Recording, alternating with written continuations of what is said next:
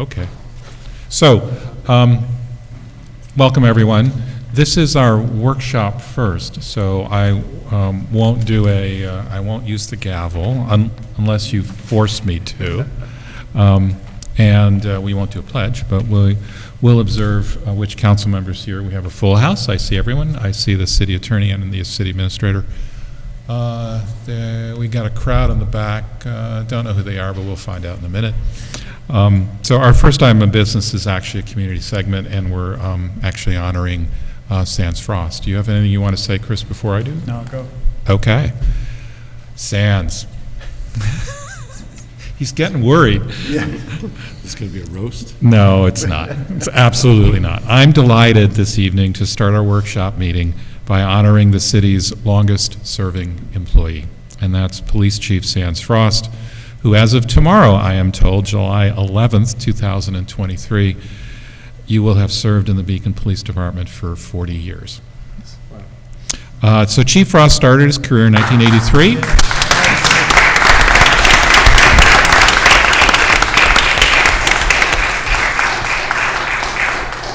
So 83, this is like almost 10 years before we even moved to Beacon, as a police officer, and rose through the ranks with increasing administrative and investigative responsibilities. He's held the supervisory positions for 31 years, including narcotics detective, patrol sergeant, lieutenant, detective sergeant, acting police chief, and then starting in 2021 at the start of the year, police chief. Chief Frost was also a reservist in the Marine Corps during most of this time, in fact, 22 years. He was deployed multiple times, including during Operation Desert Storm, for which he earned many commendations. He's a native of Beacon. Sands has helped the police department develop strong relationships with community groups and residents. His leadership and experience have helped to make the department a model for other communities in the Hudson Valley and has built a strong morale within the department.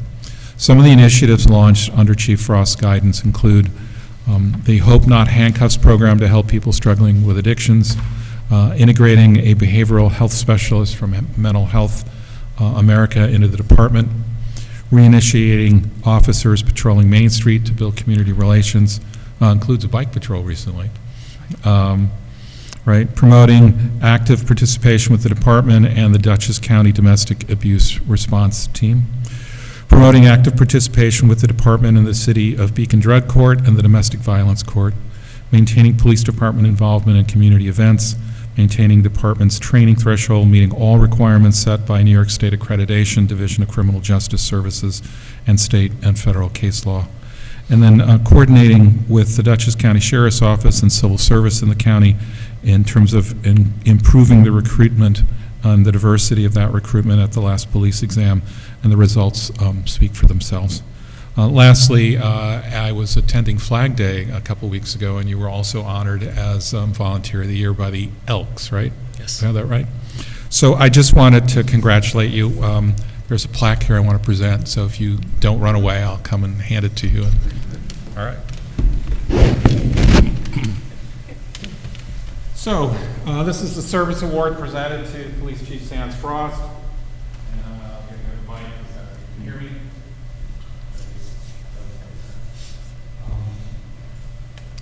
So this is for Sands in honor of your 40 years of outstanding public service to the City of Beacon, July 11th, 1983 to July 11th, 2023. Congratulations.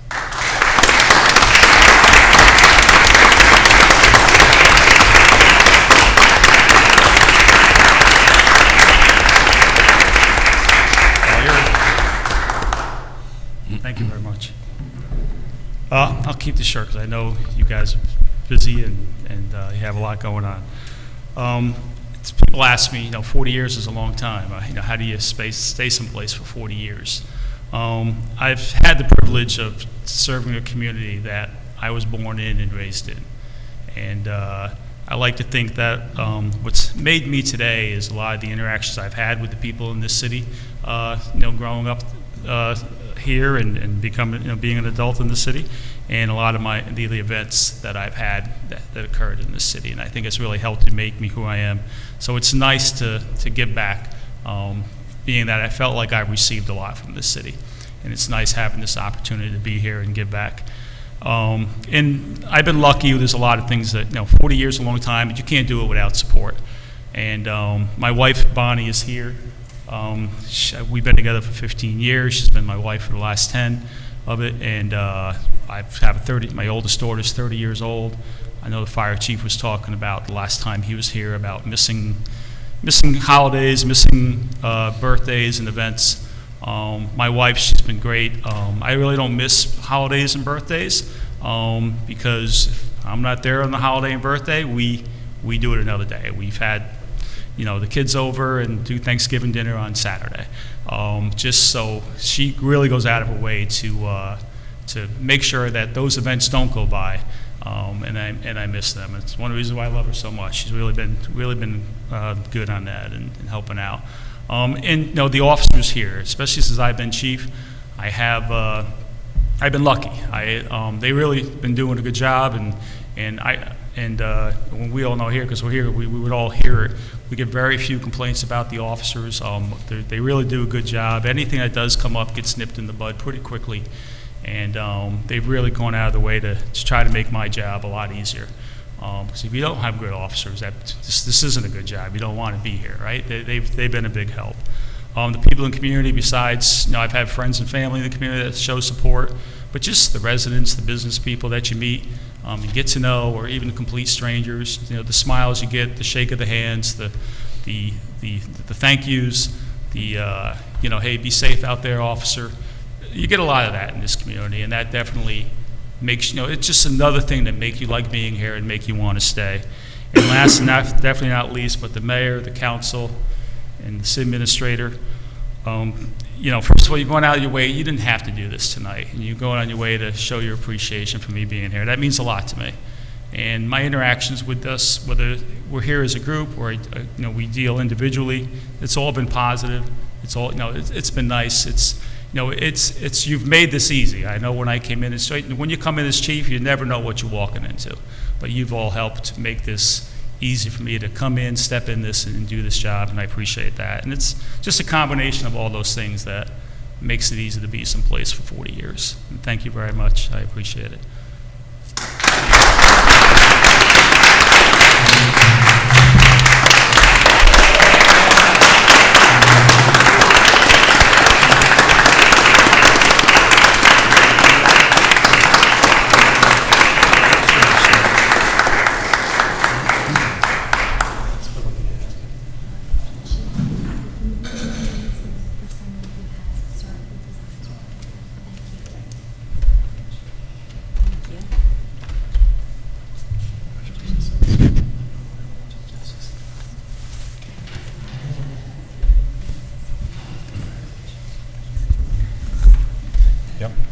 The roast will occur at a later date in a different location.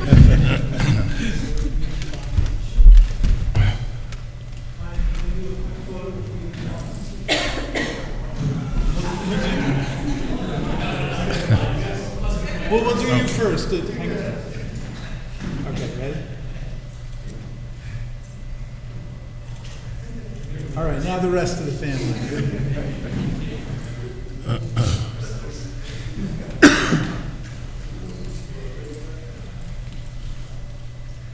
Here we go.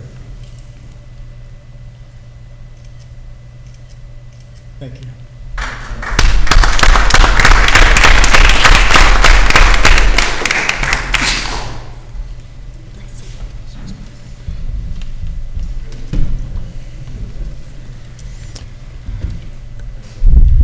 Okay. So we have some workshop items tonight. Let's just go through them. There's 2 appointments. Let's talk through those first. Chris, you're going to cover both Curry Worthman to the position of Deputy Building Inspector and then Mercedes Perez to position of Municipal Secretary. Yes. So we've discussed recently that we wanted to add a Deputy Building Inspector in our building department. We put that out and did a number of interviews, and at the last minute we got a resume from Corey Worthman, who's the building inspector in the village of New Paltz. Corey was the fast choice of our department and has he already comes with his state license as a New York State certified code enforcement official. I've known Corey for more than 20 years just from the community, and he has been a great member of the New Paltz community. He's the volunteer fire chief, and we're really excited to add him. This is an incredible pickup for this position, and Corey is somebody that I could see us developing into the building inspector here at some point when the people above him retire. So we're really thrilled about this and the appointment of Mercedes, and I think this is really going to strengthen the building department. So any questions? I'll just add, it was great to see his volunteer firefighting and fire marshal certification as well, knowing how much that's also a part of what the building department is kind of falls under their remit. So as you've already said, he seems to bring a great breadth of talent to this role. And I don't know where this will fit in, but he has a bachelor's in cellular biology from New Paltz. So We'll find a way. if you have any cellular biology issues, we might be able to tap his expertise. Hopefully That's what it's no all one's, about, right? I guess. I was going to say, hopefully no one's mold is that bad in their house. Yes. I did also notice that he has training with a particular FEMA-related software, given our extreme weather events over this week and knowing that we're going to continue to be contending with major climate events. I wasn't familiar with that software, and maybe this is a question for another time, but was wondering if there was any relation or what exactly that software does or how he works with FEMA. That's a question for another time. But I Okay. will tell you, we have been participating with with the county on updating our emergency management plan, and FEMA is involved in that.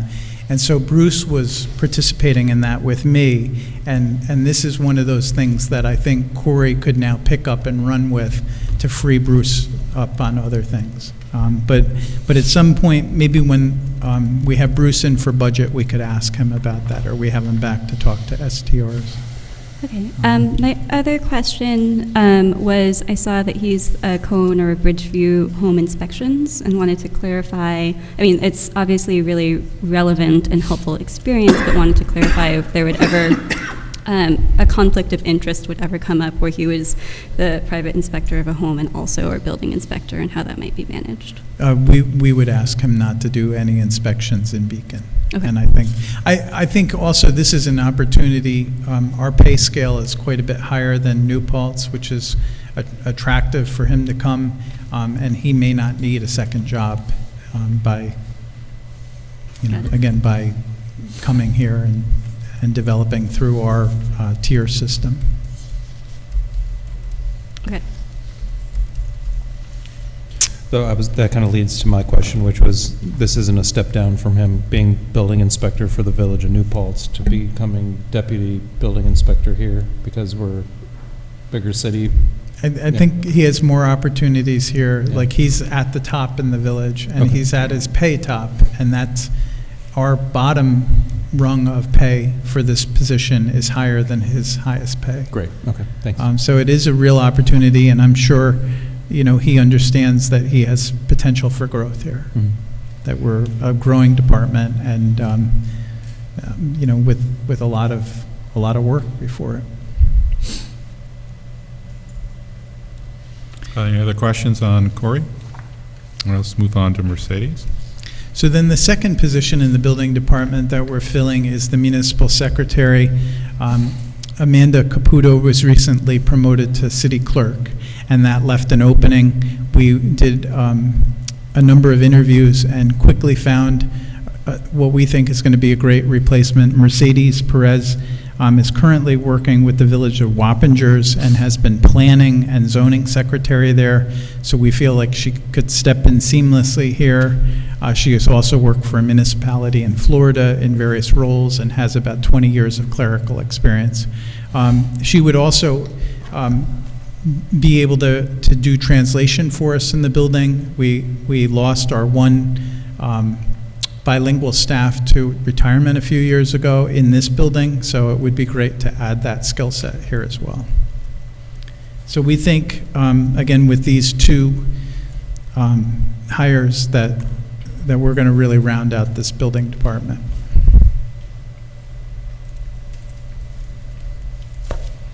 To her bilingual, she also, I appreciate that she had in her resume, not just that she was bilingual, but she had experience in translating. For Spanish-speaking customers, and had general customer service experience too, so I think that will bode well as well.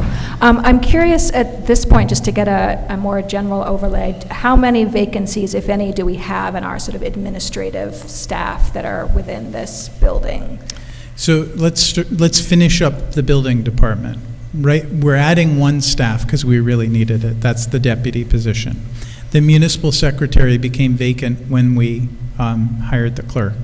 We have another position, which is, I don't know the title, but it's like an account clerk. It's Jamie Mesnick. At some point in the near future, she's going to be moving over to the highway garage. So we'll be hiring one more for the building department. And what that allows us to do is she's juggling both highway department and building department issues, and she'll be able to go over to highway and just do all highway work, which is really needed over there. And then the person who backfills that position can focus 100% of their time on things like the STR enforcement and making sure that the applications are getting in a timely manner. So we have one there. We are backfilling our account payable clerk downstairs in finance. We may have a deputy city clerk coming up. Again, we're doing an assessment and considering options on that, and maybe partially sharing that with finance. So right now, I would say we have 2.5 openings at City Hall. And some of our recent hires have just been really outstanding. Our account clerk that we hired for the front window about a month ago has just been really amazing. So we're, I don't know, knock wood, we're hopefully going to hold on to everybody for a little while.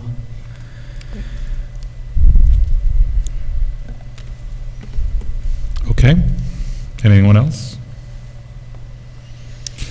Sorry. Tell me if this is an inappropriate question, but I wanted to understand how her bilingual skills might be used. Would it be only in things that are relevant to the building department, or if we needed Spanish translation in the rec department, is that something she might be asked to do, and would she be compensated outside of her job for that, or is that sort of understood to be part of her job as municipal secretary broadly? I think it's too early to know what she's willing to do. We do cross over in departments frequently. Like when we had an opening, Heidi from the rec department came over and helped us over here. Okay. It would depend on what the need is. Again, if we have dedicated translation work that needs to be done, we might just outsource it and have it done. Our intention was more for the customer service here. So if somebody shows up at the building department or comes into the window upstairs, that helps us. Got it. Yeah.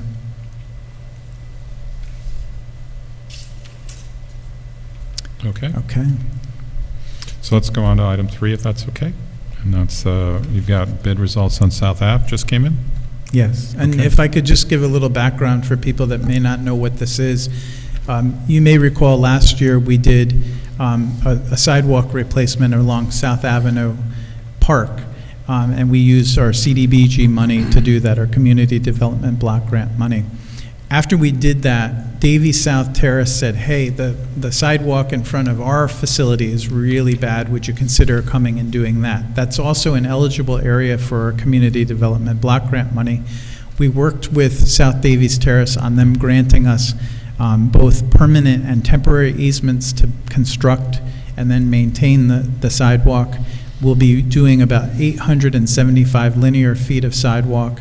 We put this out to bid in June and got bids back last Thursday. We had 5 bids that were submitted, and the low bidder has been confirmed to be Catalyst Construction LLC out of Middletown. Their cost was well below our engineer's estimate, so the engineer did vet out with them, where their supplies are coming from. We checked the debarred contractors list. We made sure they knew that there was prevailing wage, and we included in your packet a letter reflecting that the owner is well aware of the requirements of the job. So our city engineers made a recommendation that's included in your packet to award the bid to Catalyst Construction LLC. We would try to get that work going in the next 2 to 3 weeks so that we're done before school opens in September. And that's what we were able to do last year as well. With the extra steps that were taken, with the bid that came in below the engineer's estimate, is there a formal amount that triggers that kind of extra step, or is it more on a case-by-case basis? That's a question for you, Nick. I apologize, I don't know. I'd have to check with Labor Council on that. Tomorrow. I don't know It's that a- there's any It's a judgment call, right? threshold, but when you see somebody that's almost half of your engineer's estimate, it warrants a conversation to say, how did you get here? We checked the math, we checked with their supplier. And again, I don't know how they're so much lower than the others, but they are the low bid, and they have been viewed as a responsible contractor. We've checked references. They've done work for the Village of Montgomery, for some other municipalities. So, Okay. Yeah, I appreciated there was an extra check, like the wages as well that you mentioned for those who are working on the project. So I was just curious if that was something that fell under a New York State requirement, but it sounds like it's more. no, it's more something that- just, when you have a discrepancy in the bids and, they're by factors off, factor of 2 or 3 off from other bids, you kind of want to ask some more questions. Why are they so much lower than everybody else? And we did have this reviewed by Dutchess County, because part of their grant is that they approve the contractor, they approve the contract, they do a pre-construction meeting, they do an inspection at the end, and they were comfortable moving forward once we got the additional information. Can you tell us any more about their related projects? You said they did one in the Village of Montgomery. They used as one of their references the Village of Montgomery. I would have to pull that up quick. Let me. Projects. Not to look a gift horse in the mouth, of course. Yeah, I mean, the good news is we're under the grant amount, which is $183,000. There are going to be some incidental costs for engineering and inspection, but we'll still do well, and those monies could be used to do other sidewalk projects next year. I'd like to do one CDBG sidewalk project each year and try to figure out how to. We're under tight timelines, so a lot of it is just trying to make sure we are staying up on the timelines. On the bid responses, we have Catalyst.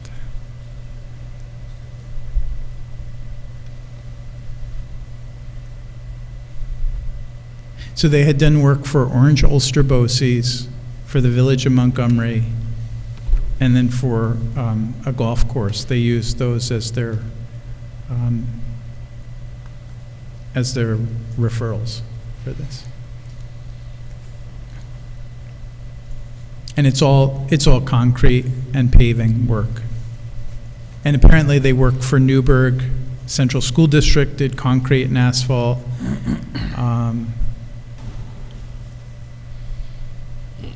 Multiple contracts with Orange Ulster Boces.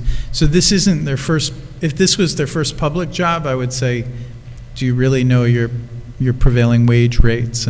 But clearly they've been subject to those. And they also were used as a reference, Tetz and Sons, which sells asphalt and concrete in the valley. So, and they had bank references as well, a bond. So we feel like we're covered here. Chris, in a resolution tonight, there's a paragraph, the City of Beacon hereby waives the informality that Catalyst provides its name to the city's consulting engineer. Can you describe what this is about, or did you already? No, but I can have an attorney Yes. describe it. So the notice to bidders has certain instructions on it, and there was conflicting language. One language said you can obtain a copy of the instructions to bidders on the city's website, and another says you may get it from the engineer, and then another paragraph says register with the city engineer to obtain the bid documents. So this bidder did not register with the city's engineer. That's a minor matter. It's not substantive. It didn't go to the heart of their bid or anything of that nature. It's just a requirement so that we can keep track of who's bidding, and we're going to work to clean that language up in the future. And because they were the low bidder and you're awarding it to them, we want it clear that we're aware of that in case someone were to raise a question. It's within your rights. It's clearly in the instructions to bid. It's on the bid documents. It's done in other municipalities. This is an informality that doesn't go to the heart of the bid, and therefore we want that recognized, that you're waiting that you're aware of that, and you were saying that's not affecting the work that they're doing or the price that they provided. Thanks. Thank you. You're welcome. And there's a typo in the second whereas that we'll amend. Bid should be plural. Okay. Other comments, questions? Okay. Last item on the workshop is just proposed amendments to the general fund budget. I think you've got all those, but Chris, you're going to take us through it. Yes. So this is related to the deputy building inspector position that we're creating. So you'll see a regular salaries increase of $31,800. That will cover Corey Worthman's salary from when he starts on August 1st to the end of the year. And we also are hiring a temporary position to digitize records so that we can get through the backlog of paper records that we have in the building department. This is a high-end estimate from the finance director. It's likely to be lower than that. And then with both of those, there's a component for Social Security that we also pay. This $50,380 would be taken out of the contingency fund. It still leaves us $90,000 left in our contingency fund. Why don't we see benefits here? Why do we see benefits here? Because there Why do we not? Why? It's just a question about budgeting that maybe I should already know, but ordinarily I would expect to see benefits with salaries. Yeah, I don't know why. We just And don't. we could ask Susan when she's, she may not break them out. I think in some of the departments you look at, like water and sewer, because they're separate funds from the general fund, you see all of the benefit costs. In the general fund, it's a number of different departments and it gets aggregated. And I'm not clear that that hiring that one person is going to raise that, because we do have openings as well. So like we might have enough budgeted for 122 FTE, but we only have 116 FTE. Yeah, I think if you talk to Susan, she'd tell you that those are calculated separately because there's formulas for them. And so there's another one that's separate for retirement. And you know, not to say that both those formulas aren't related to what's the salary total, right? Because that's your point, and that's correct. But I think the calculations are different. That's why I think Different budget codes too. yeah, they just put some in different codes for that reason. And we do, outside of City Hall, we do have openings. So we currently have 3 openings in the police department. We have the opening at Highway that we haven't backfilled. It might be interesting to see that level of detail, just because when I look at this, I just think of each of those people, you know, it adds thousands of dollars in benefits each year. I can ask Susan if she can put together an estimate that we might be able to send around. Just to understand how Yeah. we look at it, yeah. More of like a training us sort of exercise. Well, it's good to understand that these don't capture all the costs. I mean, these are the ones we could directly estimate right now and needed to add for the new position. But I'll try to get you estimates. Thanks. Okay, anything else? I think that concludes our workshop, so if it's okay, we'll go on to council meeting. We all right? All good. We've got an audience, so that would be good. All right, so let me call the formal meeting to order. Let's do a pledge.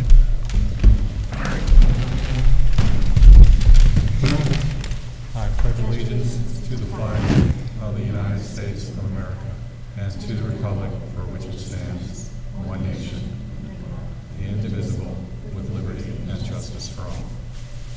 Thank you. Okay. We got another roll call. I notice there's full house in the council, so I won't go through the details. And as before, I see the city administrator and the city attorney. I don't think we have anyone online, at least with the city, so that takes care of that. Our first item of business is public comments. I just got to pick up the list of who it is, if you could. Thank you. So just to remind people, the first opportunity for public comments are on any topic that you wish, up to 3 minutes. And we'll do the in-person audience first. I see Dennis Pavlak here. And if Kathy Caparelli wants to come up with him, that's up to her. So.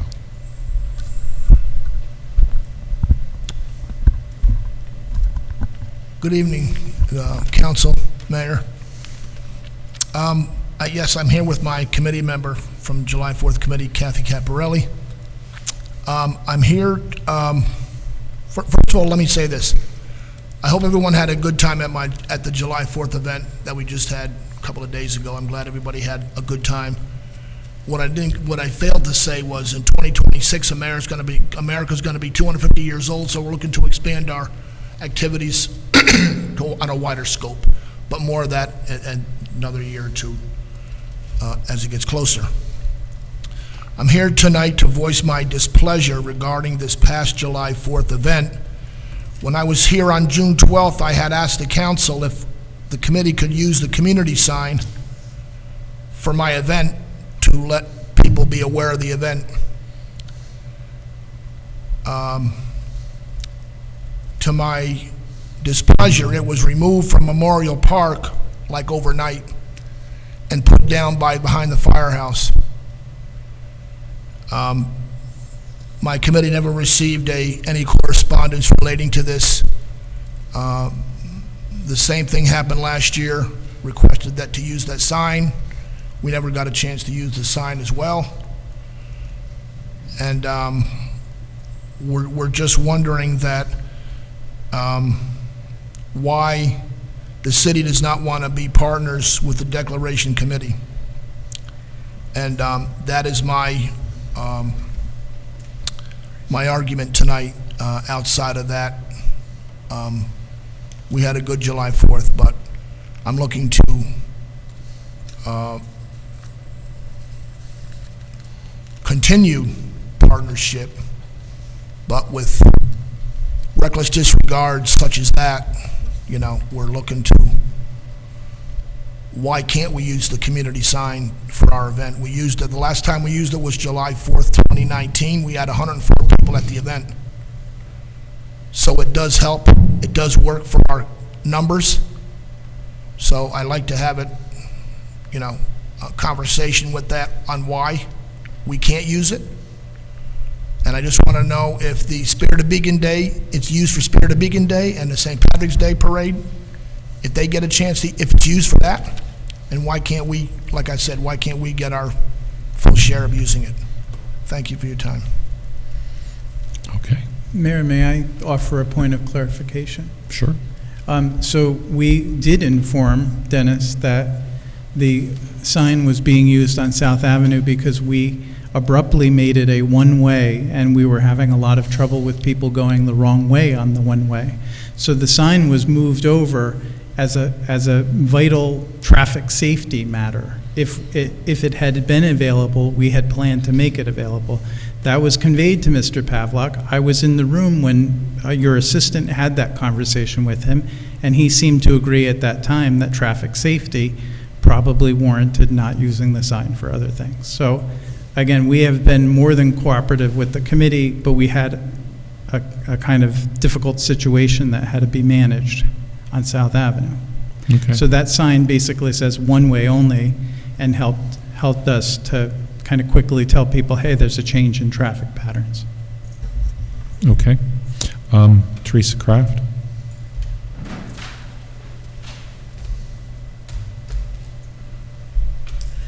Why put up a flag if you're not going to even look at it? At the last meeting, I heard your conversations of the short-term rentals and the number that were passed around regarding how many were listed online and how many were in violation of not being registered with the City of Beacon. As a resident talking to Tourist Daily, I can say that the list is not accurate, or they must all be living underground. Keep digging deep into the parking lot fiasco with the current lawsuit, and you see that there is more to follow. Monitor tomorrow's City Planning Board meeting, as it's bound to be the same. Prophecy Theaters proposed using the municipal lot weekly for profit, decreasing event attendees to appease locals, residents, and the area apartments. Their latest proposal involves packing multiple events into one day, resetting the daily attendance figures. Regardless of parking, this puts us back into an objectable number of attendees in an unusable location. Thank you. Thank you. Betty Wall.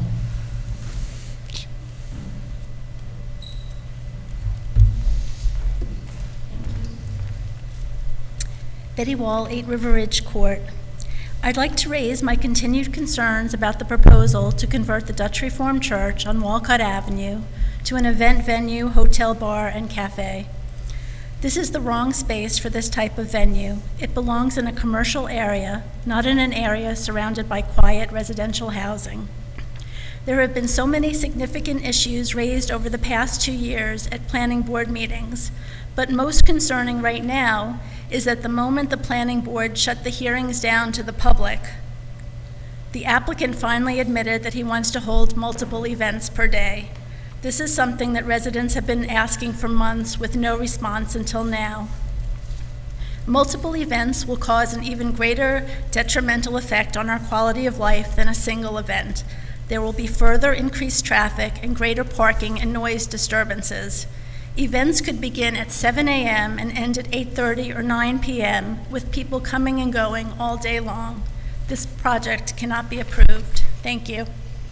Thank you. Steve Jaffe.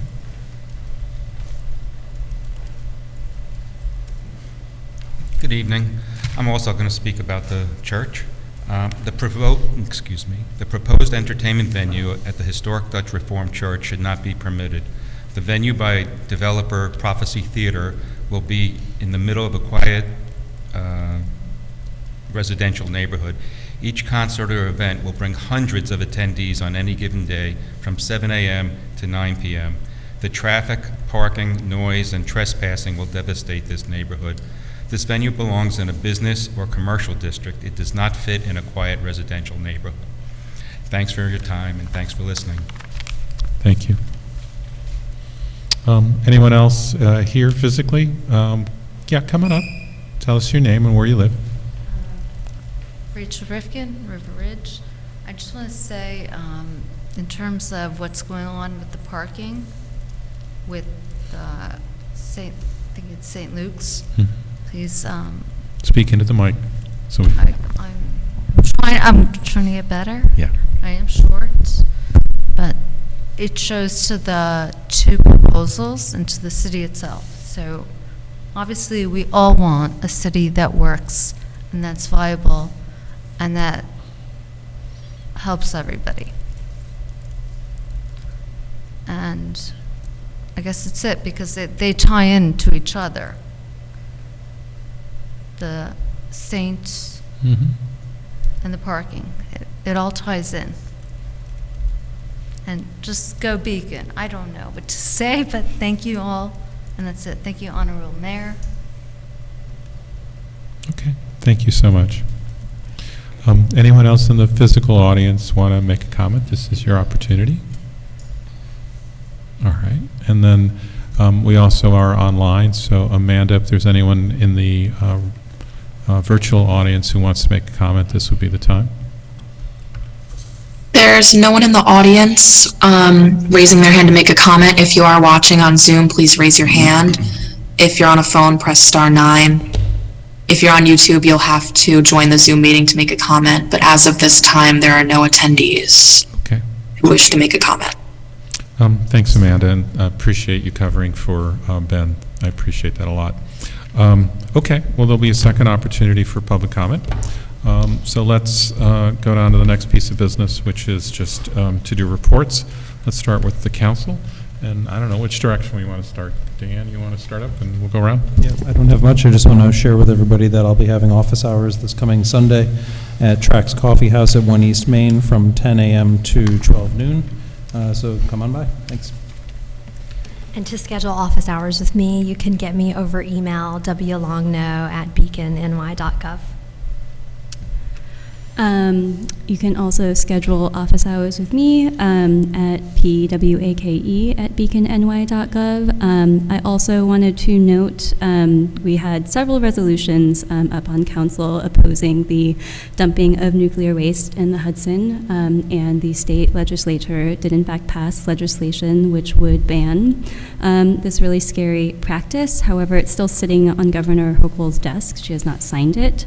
If you would like to let her know that you would like to not have nuclear waste in the Hudson, please call her at 1-866-696-8249. Thanks. George? Nothing to report this week. Hi, I know I've been absent at the last couple of meetings, so I want to thank everybody for their patience with me and for folks who have reached out and have continued to figure out how to reach me even when I'm not present in this seat. And I want to thank everybody who came out to the first annual Juneteenth Riverfront Festival. I didn't get a chance to say that last week. And I want to thank the city for all of the support in helping to make sure that that event happened. And I also had the privilege and opportunity to go to the ribbon cutting at the Breakneck Trail reopening, and that was really incredible. There are so many people working to make trails in our community happen, and I think it's a really incredible project, and I look forward to everything that comes from that. And I just want to share some love for our neighboring communities who are facing the aftermath of the flash floods that we experienced yesterday. I'm very grateful that it didn't impact our city, but I also recognize, or directly as much, but I recognize that it did for our neighboring communities. And I'm grateful that the governor and the state and the FEMA is responding actively to that. I don't have much else to report, but thank you. Thank you, Justice. I would like to thank Dennis and Kathy and the rest of your committee for a great 4th of July event on the 4th of July. And then also on Thursday, we had our city fireworks. I want to thank the rec department and the police department and all our staff members and volunteers who helped out with that, not only with putting on a great event, but moving it last minute when the weather was going to be turned and finding another date that could work. And it was actually a beautiful night for it as well. I also wanted to note that I was looking over our priorities as we're sort of mid-yearish, and actually a lot of them have already worked on are working on. One that we had high is number 4, was a proposed study for a 25-mile-an-hour speed limit. So I'm just curious, Chris, I know that you've been busy with many other things, but if in the next month or so we can just get an update about whether or not that can happen sometime this calendar year, and what needs to maybe be deprioritized, or if there has to be conversation about capacity in order to make that happen. And then I do not have any office hours coming up in July because I'll be traveling, but I will have them again in August if anyone is interested. And Lee, I will pass it to you. Thank you. So when in the course of human events, or at least Beacon events, we occasionally read the Declaration of Independence, and I just want to say thank you for that. I think it was a good event, as Molly mentioned. And, happy to host it here. If the crowd gets bigger, happy to host it at the Memorial Building. And as you know, my wife and I were also happy to provide coffee and a Greek suite. So not much else. I think you all recognize that where I was the last few weeks, there are obviously no razors. They don't sell them. There's a ban on them. And so, here I am back. And then finally, I went down to the train station this morning, and I'm on the riverside. There's almost no cars, and I'm thinking, well, we're not flooded. And then I get out, and only then do I start to look online to discover that the Hudson Line is down. So there was flooding both north of us and south of us. And so I was working from home. I saw in the latest announcement from Metro North that they have service now up as far as Peekskill. So they've got the section between Croton and Peekskill cleared out, but there's another piece that's north of us. So they're running buses from Peekskill to Beacon and to Poughkeepsie for the next few days. So I'll keep looking. I've been forced to work from Beacon. I know you'll, won't begrudge me that, but it's kind of nice. And then finally, I also note, and others have mentioned this, that it was tough for a number of people the last day or so because of all of the rains. I assume almost all of us had at least, some leaks or flooding or whatever. I think the city did a good job trying to respond. I know that the highway department was out trying to clear out culverts, and other places where the water accumulates. So I just want to thank the city workers for that. And then that's all I got. Chris, you want to go from there? I have nothing to add. Thank you. Cool. All right, so let's go on to resolutions, and we've got a few. First one is appointing Corey Worthman to the position of Deputy Building Inspector. I'm looking for a motion and a second on that. Motion? Second. So who went first? Was it Paloma or what? I think we tied. All right. Dan? Did I have that right? Or Yeah. Okay. I can. All right, good. Chris, you already took us through that, but do you want to summarize something about Corey for if they're just joining right now for the regular meeting? Sure. So we were interviewing for a deputy building inspector, which is an added position that we haven't had in some years. We were we did put it out widely and had done a number of interviews. Our last interview was with Corey Worthman, who serves as the building inspector for the Village of New Paltz, and he was the consensus choice of the committee of the two people in our building department, and Sarah Morris, our HR director. And he has a bachelor's of science from New Paltz. He is the volunteer fire chief for New Paltz. I've known him more than 20 years, and he is well respected in the community of New Paltz. So we're looking forward to him coming on our team. We were also impressed that he asked to give his current employer a month's notice, which we absolutely respect. So he won't be starting till August 1st. Any questions or comments from council? Okay, so all in favor of appointing Corey Worthman to the position of Deputy Building Inspector, say aye. Aye. Anyone opposed? All right, thank you. The second one, I'm looking for a motion and a second to appoint Mercedes Perez to the position of Municipal Secretary. Motion? Second. I heard 4 on that one. So how about Molly and Ren? I think you were up there near the top. So Chris, will you give us the summary on Mercedes as well? Sure. This is the second position in the building department that we're filling. It was to fill the vacancy created when Amanda Caputo was promoted to city clerk. And Mercedes Perez is currently the planning and zoning secretary and works in the building department for the village of Wappingers, and has previously worked in other local governments, including a city in Florida. She comes with 20 years of clerical experience, and we thought she would be just a seamless fit in jumping into the new duties. So she would be taking over staffing the zoning board, the planning board, doing the minutes, getting all of the applications prepared each week. And as I mentioned in the workshop, she would also bring bilingual skills to City Hall, which are much needed. All right, any questions, comments in the public meeting?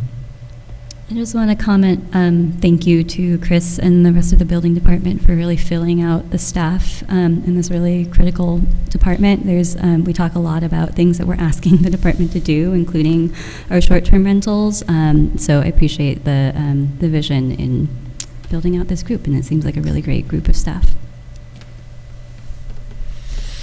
All right, so I will bring it to a vote if that's all right. So all those in favor of appointing Mercedes Perez to the position of Municipal Secretary, say aye. Aye. Anyone opposed? The third item is a resolution authorizing the city administrator to execute an agreement on the South Avenue Sidewalk Rehabilitation Project. So can I get a motion and a second? Motion. Second? So that was Dan and Molly. And then Chris, just a quick summary, since we obviously discussed it only a few minutes ago in the workshop. Yes, this is to replace the aging and deteriorated sidewalk on South Avenue along South Davies Terrace, from whom we were granted an easement to do the work.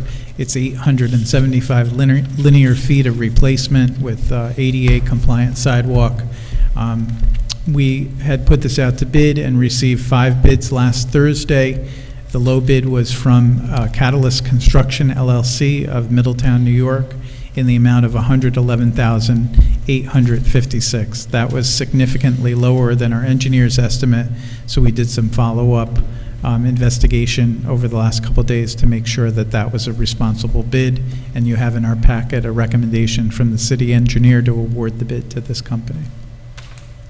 Is there any way they can do our fish kill teller work and get that down so we can go a little farther north? To be determined. Let's see how they do on this first. Chris, why do we need easements for sidewalk work? Great question. Along the west side of South Avenue are a stand of really beautiful mature sycamore trees. And I could either take the trees down and widen towards the road, or I could go back into the embankment to get the 5 feet necessary for the ADA sidewalks. So we're actually cutting a little bit into the embankment so we can go around the existing mature trees. Great. Thank you. Chris, I forgot to ask this in the last meeting. We have in the capital plan for the South Avenue sidewalks, $320,000, but it's for 2024. Is this a different leg of the same project, or? No, that was to cover this, and that was an earlier estimate when we thought we were going to go all the way to Wolcott. But then we realized there was a lot of complexity in going past the point where we're now stopping. Okay. And do we have funding remaining in the CDBG grant now that the bid came in lower that we can use? We should have some tens of thousands of dollars left over. We do have to account for construction inspection, so we hire a construction inspector to keep an eye on it, but we'll still probably be hopefully a surplus of $50,000 or $60,000. Thanks. All right, so let's bring this one to a vote. So all those in favor of authorizing the administrator to execute an agreement regarding the South Avenue sidewalk rehab project, say aye. Aye. Anyone opposed? All right, so 2 more items before we get to the minutes of June 26th. I will be very excited. The next one is a motion to approve the 2024 to 2028 capital program. You've all seen that before, although we didn't discuss it at workshop. Can I get a motion and a second? Motion. Second. So Dan and George. Chris, you want to give us a quick summary?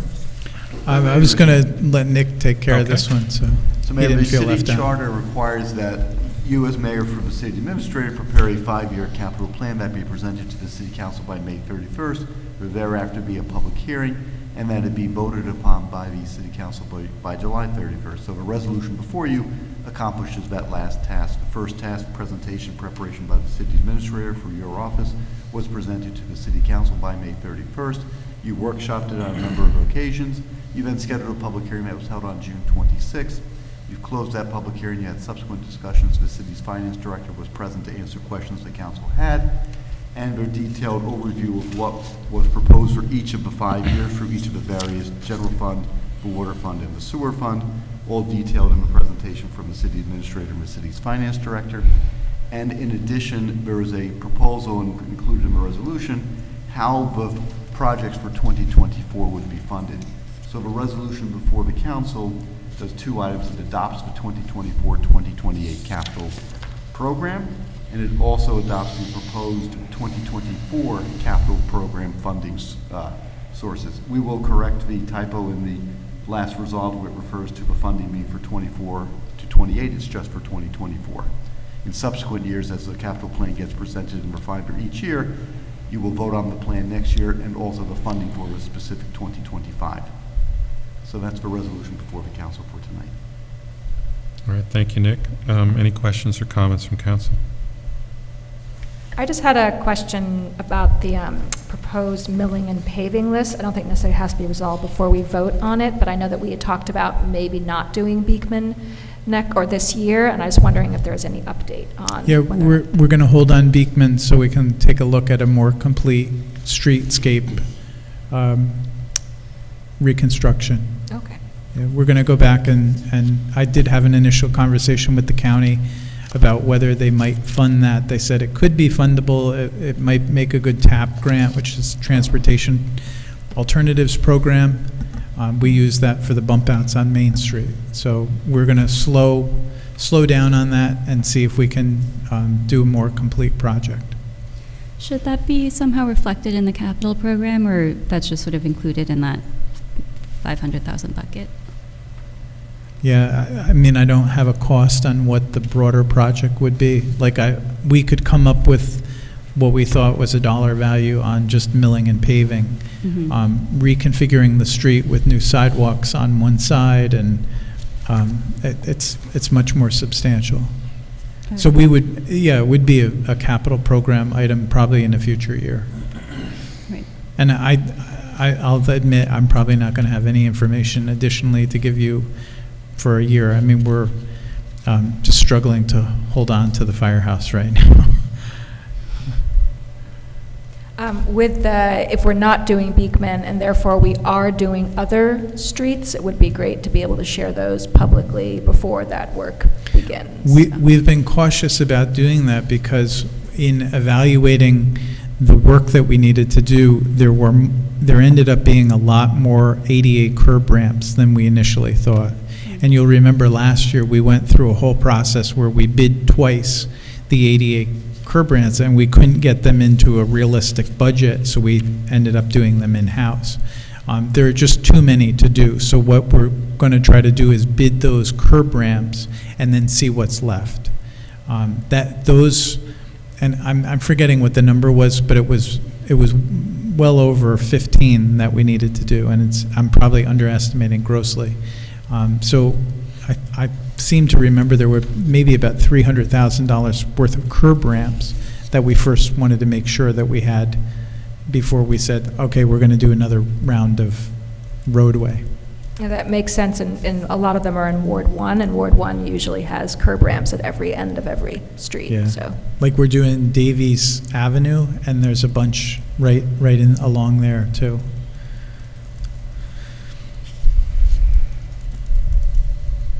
And I think what you have in the packet is a pretty complete list, because I think we're going to run through our money pretty quickly with these curb ramps.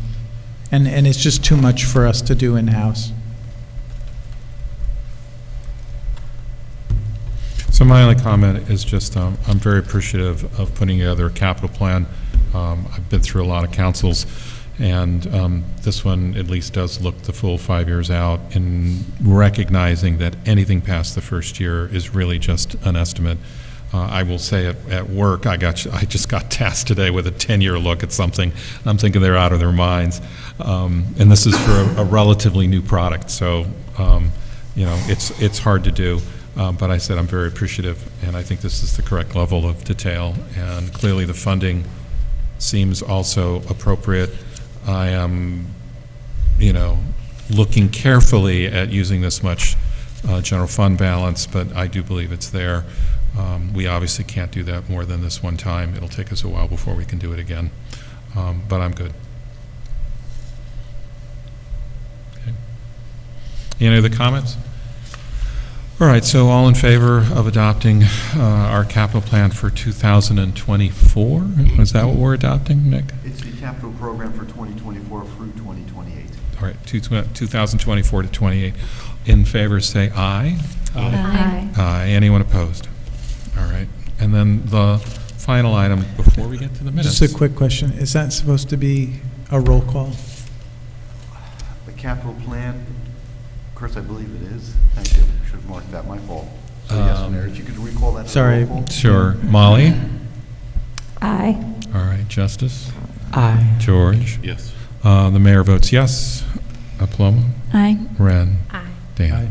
All right. Thank you. Motion carries. Yes, motion carries 7-0. Thank you. And as I said, before we get to the minutes of June 26, we have one more item, which is the amendments to the general fund budget of 2023. Do we want to do them all together? Can I get or do I need to do them separately? No, it's one resolution. It's just one item, right? Yeah. Okay. There's multiple items, but you're Yep. changing them all at one time. So can I get a motion to approve the amendments discussed to the general fund budget totaling, $50,380. totaling $50,000 and change? Motion? Second. Dan and Molly? And you'll give us the details since I just couldn't quite find them. Yes, so you just adopted the capital program. This is your other major budget, which is your operating budget. This would amend the 2022 general fund budget by $50,380, taking that money out of contingency and putting $31,800 towards regular salaries for use of the deputy building inspector for the rest of the year. We will then add that full salary to the 2024 budget that we bring to you in October. We have a temporary position to do digitizing of just a large volume of paper records we have in the building department. That's $15,000, and the related Social Security cost of that are $3,580 for a total of $50,380. And that leaves $90,000 in our contingency. So we've used 63% of our contingency. Any comments beyond those that we had in workshop or those you want to make in the public meeting? Okay, so all in favor of approving budget amendments totaling $50,380, say aye. Aye. Anyone opposed? Okay. And as I've been anxiously waiting, I'm looking for a motion to approve the minutes of June 26. Motion. Second. Molly and Paloma. Any discussion? Corrections, additions, deletions, punctuation marks? I had nothing. All right. Hearing none, all in favor? Aye. Anyone opposed? All right, so this is the second opportunity for public comment. If you have not made a comment the first time and would like to do so this time, you've got 3 minutes. Anyone in the physical audience would like to make a public comment, now is your opportunity. I'm looking at you, Kathy. You're the only one left that hasn't made a comment. You good? Well, I could speak if I could just for a minute. Sure. Okay. Always. I actually have something written down so I don't mess up. It's my first time speaking to the city council. I just want to say, I want to tip my hat to the public servants. I propose we start by recognizing their invaluable contributions, each and every one of you, recognizing the important roles that each of you play. We must ensure you are adequately compensated. We're talking about budgets and everything that our city has to pay for and taxpayers are paying for. I want to make sure each and every one of you is compensated and adequately compensated for what you do. I don't know how to go about doing that without raising our taxes, so please don't raise our taxes. Let's try to keep our taxes down.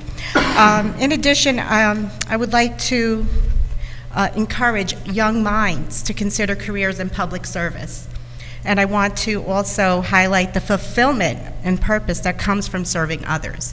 We appreciate what our public servants do for us.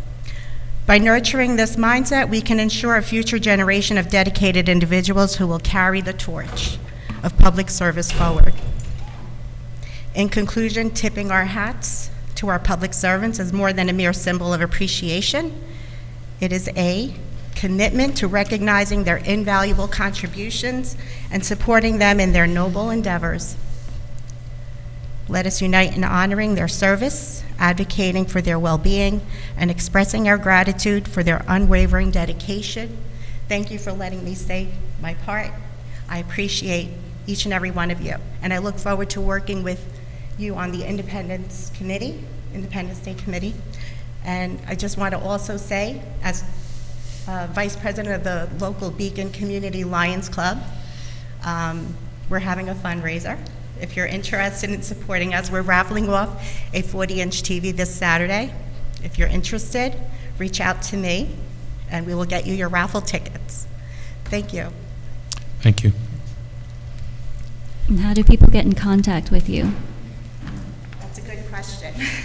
I'm on Facebook, Kat Caparelli, or I can give my number or email. I can share your number. What was that? I can share your number if that's all right with you. Dan has my number. Maybe a couple of others may have my number, Paloma. And you can reach me. Also email Kat, K-A-T-71, email at protonmail.com. Thank you. Thank you, Kathy. Amanda, anyone online want to make a comment? No one online. Okay. I will look for a motion to go into executive session to discuss legal matters and then to come out and do no further business and adjourn. Motion to go into executive session to discuss legal matters and then adjourn without discussing any further public business thereafter. Second. All in favor? Aye. Aye. Anyone opposed? Thank you all, and good night.